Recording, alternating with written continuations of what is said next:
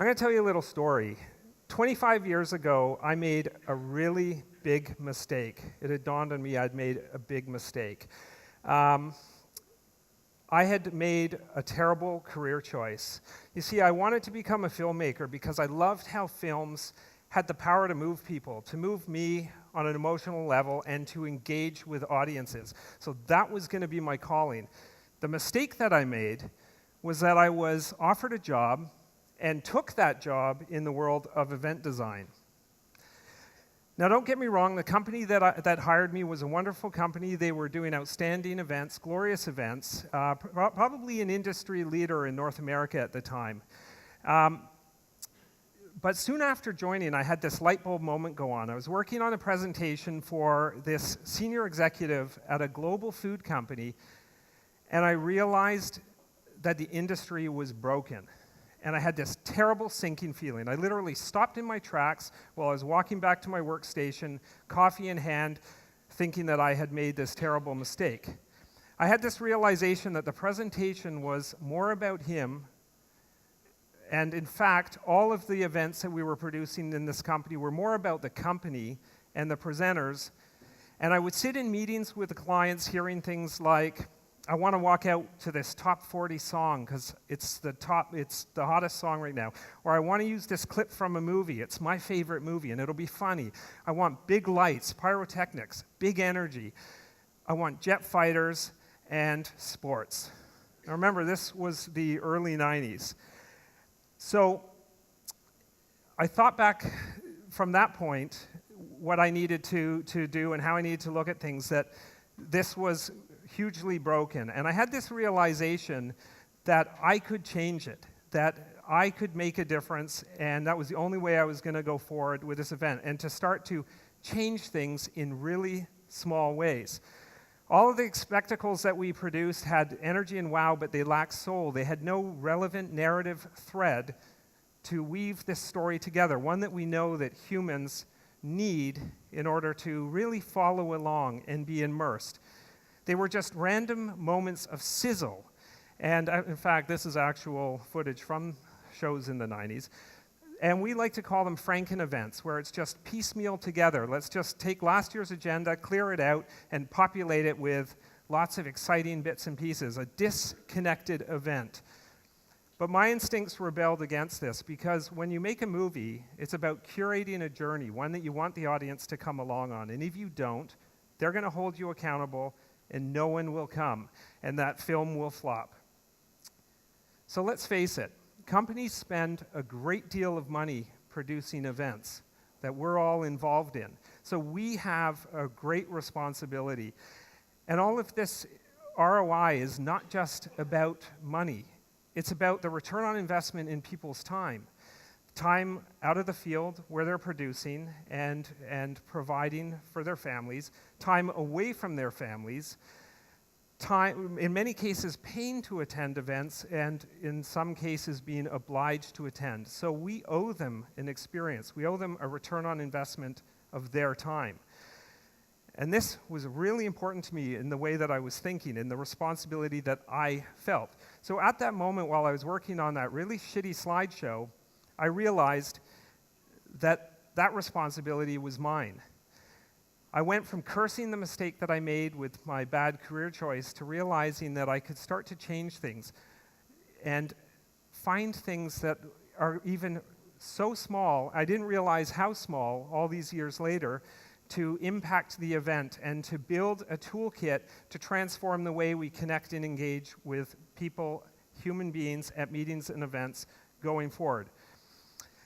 This became my life mission. And this was something that most people spend their entire careers trying to figure out.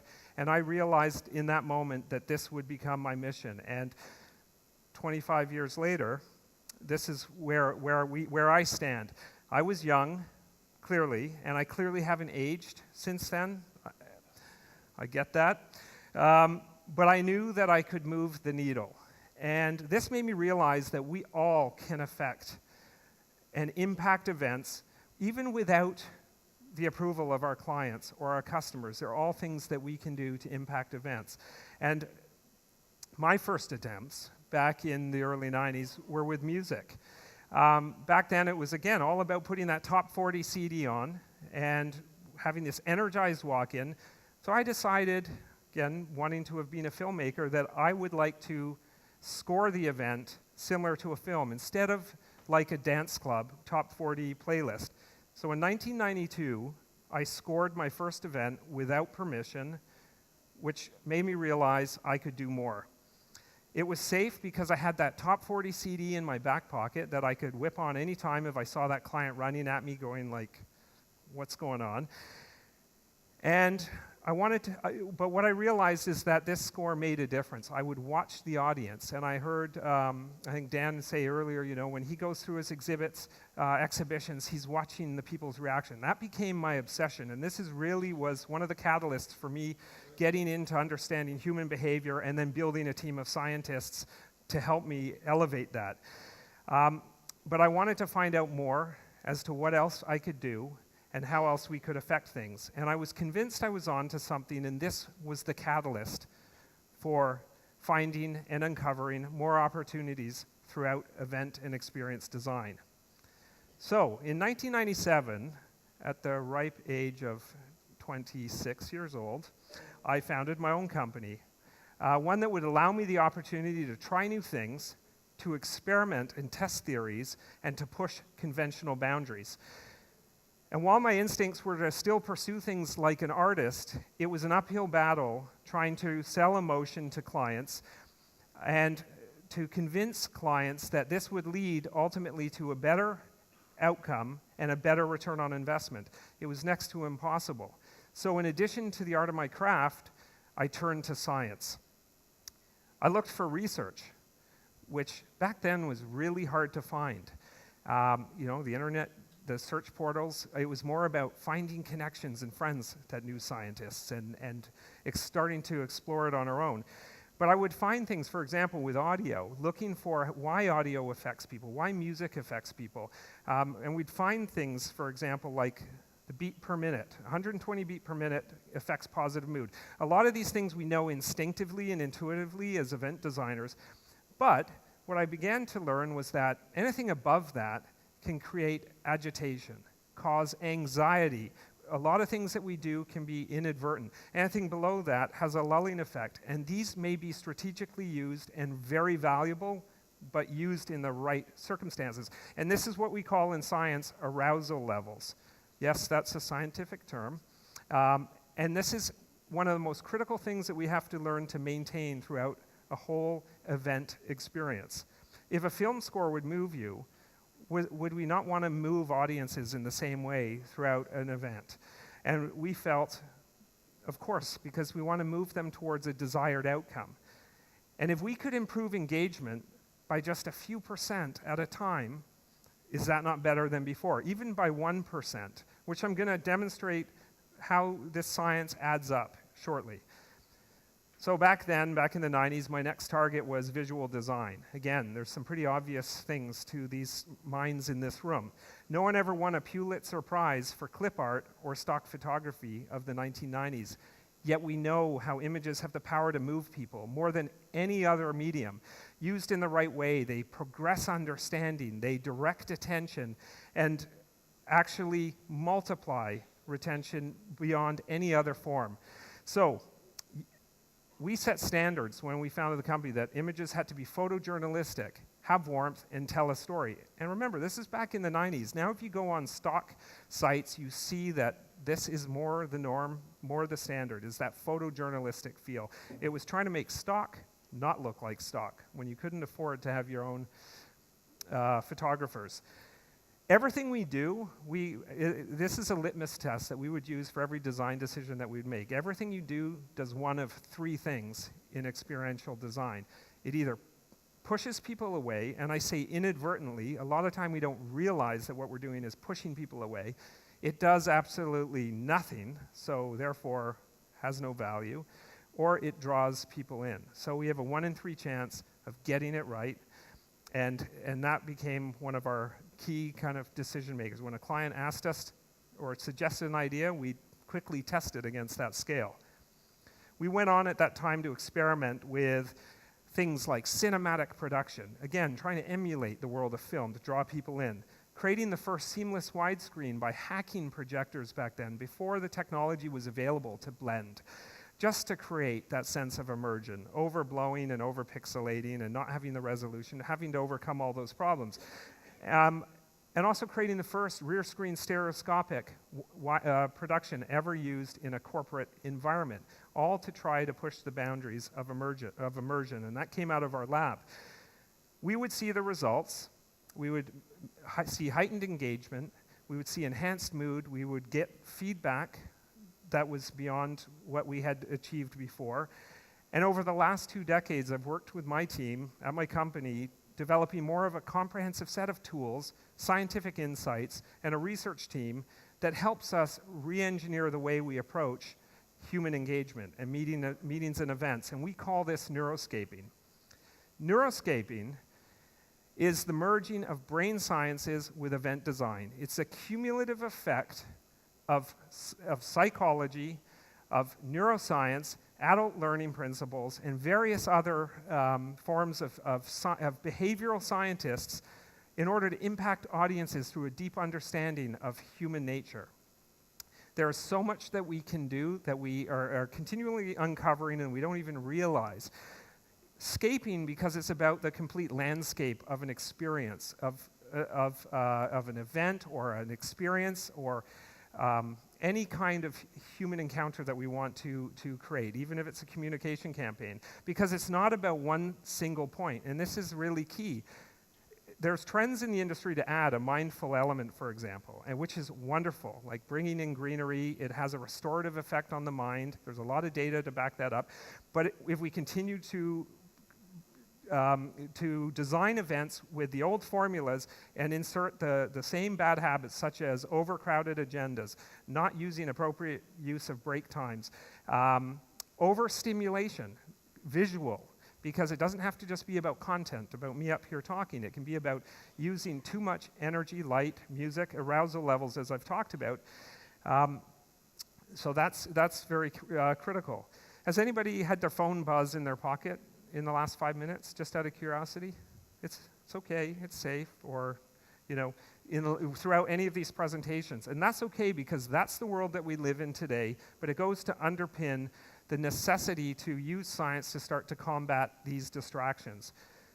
Because there is immense competition at the gateway to the human mind, and it is our responsibility as event designers and experience designers to get our clients as close to the front of that line as humanly possible in order to deliver their content or important messaging.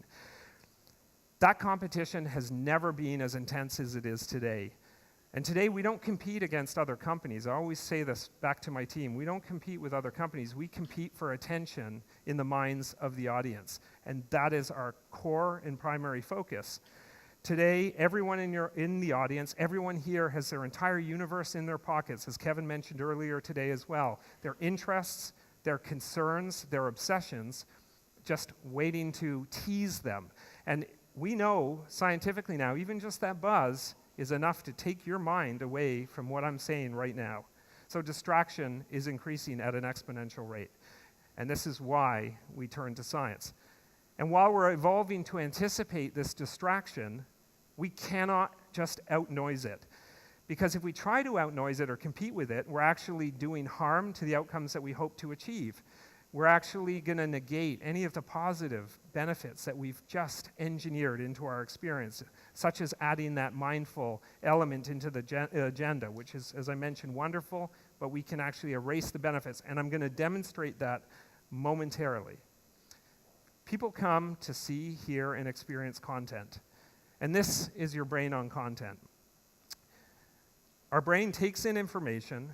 Throughout the morning, we're listening to these presentations. It's filling up until it reaches a point of cognitive overload. And remember, it's not just about speeches or presentations. It's about every form of stimuli that you may be exposed to. So if you're watching an opening of the Olympics and there is an immense spectacle, your brain can only take so much, and it's going to just start to close off when it reaches cognitive overload.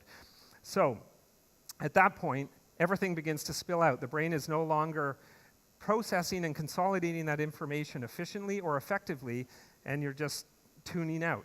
So you're more likely to mind wander. Is anyone mind wandering yet?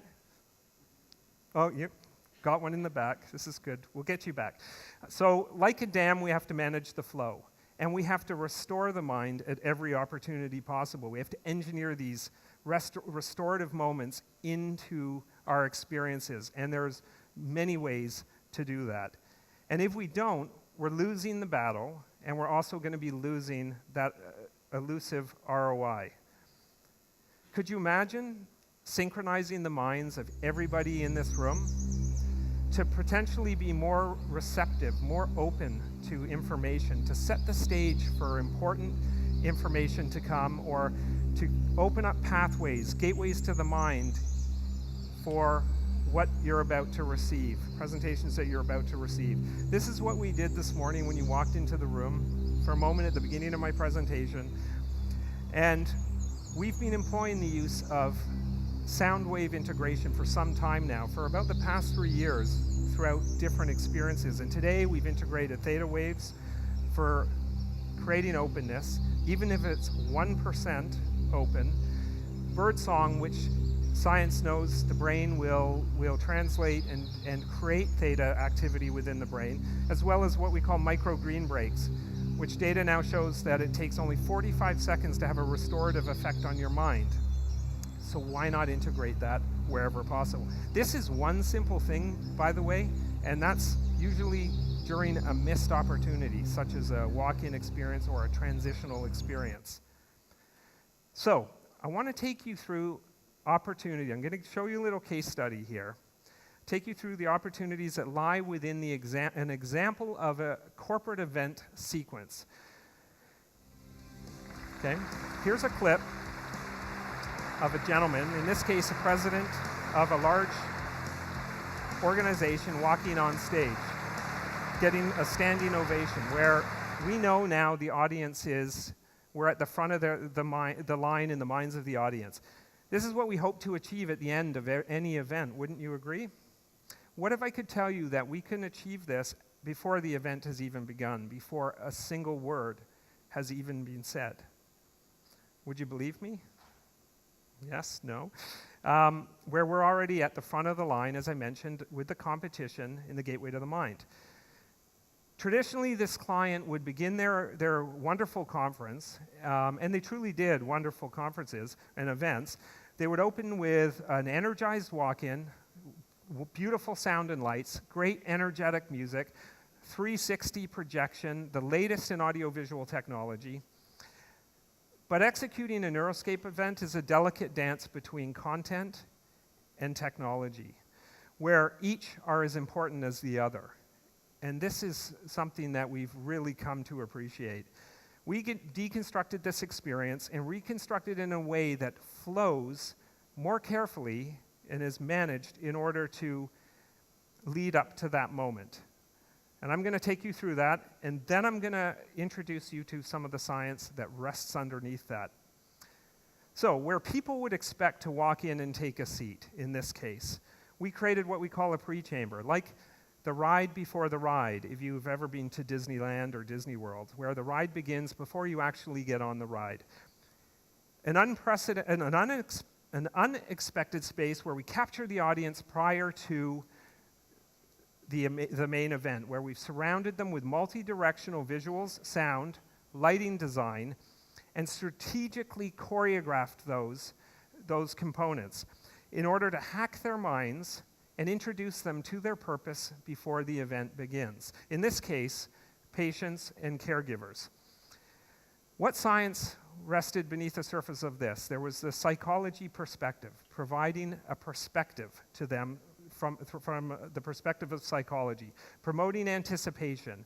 There was movement for direction. You have 900 people coming in who haven't seen each other. They've got a coffee in one hand and their smartphone in the other. They're talking. They've got their knapsacks on. And we need to capture that attention. We need to compete with all of that. So by adding directional content that's constantly moving, we create movement. It creates focus. The same went for audio. And then what we did is we timed it based on science. We determined that it would take 4.5 minutes to have their complete focus.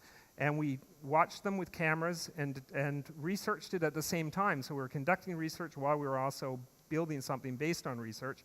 And then we're able to get them to that point of being completely focused. Repetition was included, and something called savoring.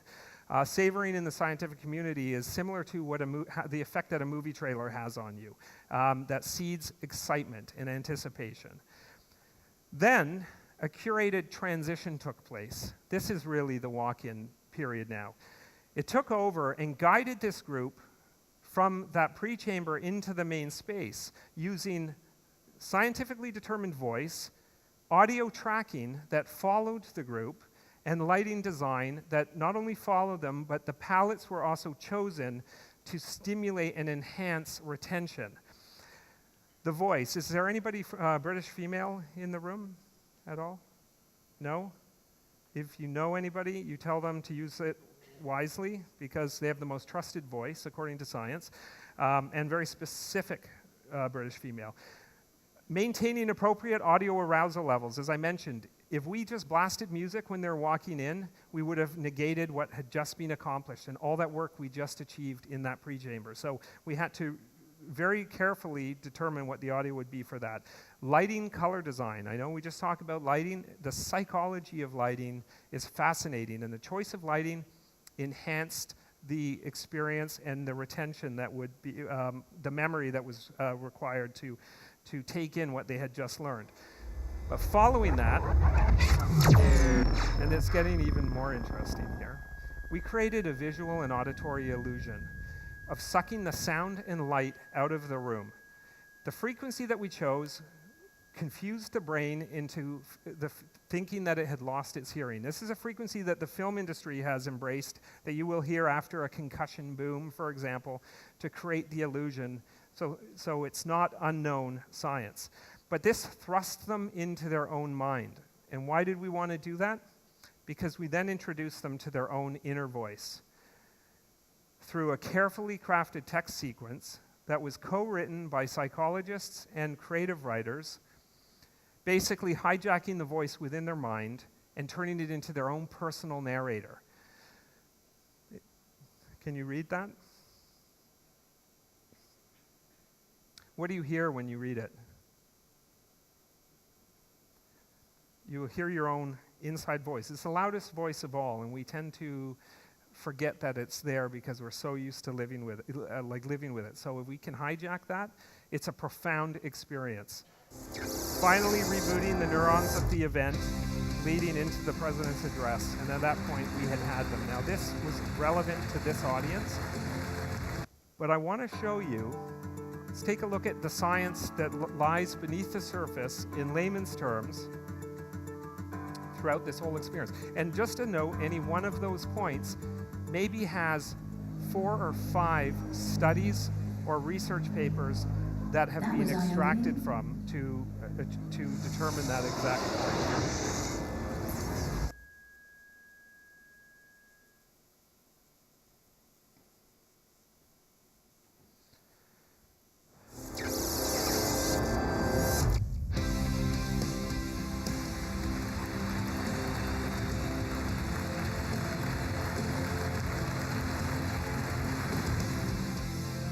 You don't realize just how much neuroscience and psychology can influence event design. We intuitively understand a great deal, and most of us in this room intuitively understand that. But when you start to dive into it, it's exciting just to realize how much more you can uncover. It impacts so many areas of event design. This is just a smattering of it. You know, setup and seating psychology, for example. If we have challenges with an audience, you know, staying focused, being on their smartphones, we know how to actually counter that with the way we can set up a room. And without the audience even realizing that we're doing this. Color choices, as I've mentioned, message delivery formats, flow mapping of an event, food choices, how much food plays a role in the success of certain aspects of the event or learning from the event. Break design, sound design, visual design, and appropriate uses of nature, just to name a few. We're investing and continuing to invest to expand the frontiers of neuroscaping and neuroscience by building on our research team and of behavioral scientists and investing in groundbreaking technology. A startup out of California, for example, that's the brainchild of the Dean of Computer Sciences of Harvard and the Dean of Neuroscience at UCLA to create a machine learning platform that will actually help us crack the code of measuring return on investment of live experiences. And not only that, but help us predict the future success of events based on all these scientific measures. So can neuroscience improve ROI? If we can look, I talk about the cumulative effect, as I've mentioned earlier, that just one thing, like the walk-in this morning, maybe there's 1% that it's improving, but if we can add and add and add, there's a wonderful cumulative effect for applying the application of science. And in the world of event design, compelling creative gets us far, but science will get us further, no matter what the venue, the audience, or the format of that event or experience is. And that is so important because there has never been so much competition at the gateway to the human mind. And we have to pull out all stops in order to improve the success and effect of our events. And it's the responsibility of all of us in this room. And I'm constantly searching for co-conspirators, by the way, so come and find me. We can change the industry together. You know, we're professional communicators and event designers, and we need to place our clients at the front of the line as much as possible. Thank you very much.